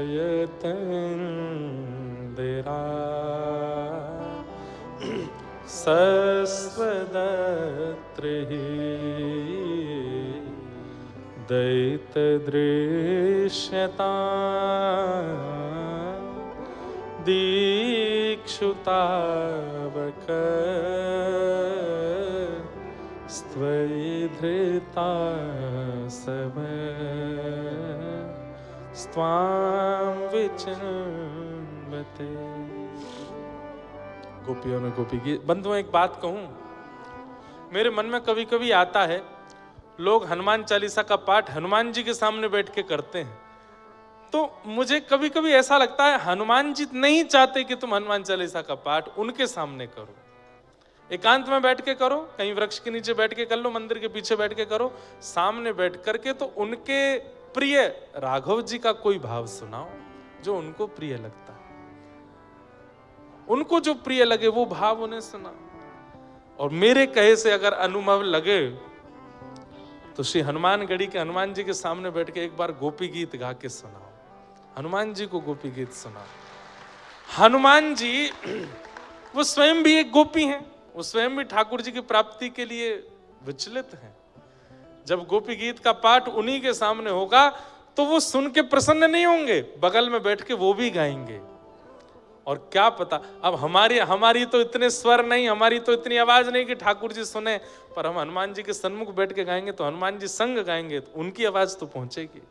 और ठाकुर जी उनकी आवाज सुन के जब नेत्र खोल के उनको देखने के लिए आएंगे तो आए तो उनको देखने पर उनके सारे हम पे भी दृष्टि पड़ जाएगी, हम पर भी अनुग्रह हो जाएगा।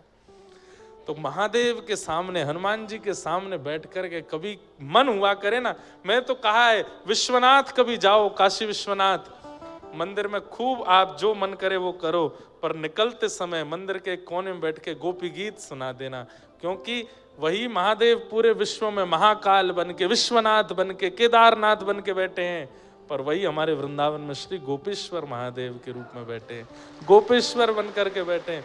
मतलब रास बिहार में आने वाली उन समस्त लाखों गोपियों के जो मुखिया हैं, मॉनिटर हैं, वो तो महादेव हैं।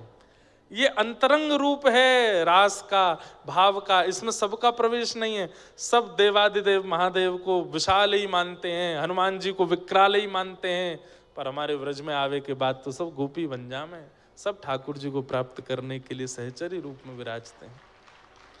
गोपियों ने गोपी गीत गाया, गोपी गीत सुनकर के ठाकुर जी प्रकट हो गए, प्रकट होकर के अपना मुख पहुंचने लगे। गोपियां कहने लगी, नाथ आप कहाँ थे? बोले आपका मान खाने गए थे।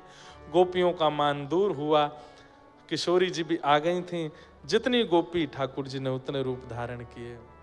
राधा नाचे, कृष्ण नाचे, और महारास हो रहा है।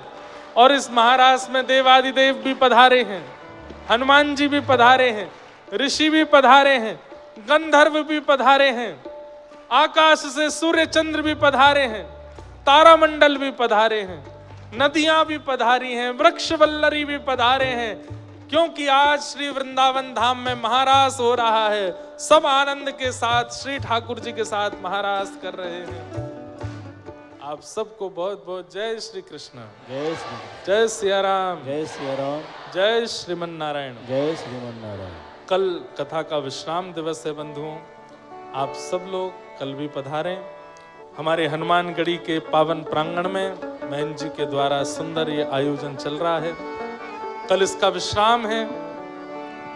हमें कल पता चला कि कम से कम 15 से 20 हजार लोग नित्य यहाँ भंडारा में प्रसादी पा रहे हैं। एक बार जोरदार अन्नपूर्णा जो सेवा यहाँ चल रही है उसके लिए आप सब लोग खूब खूब आशीष दें।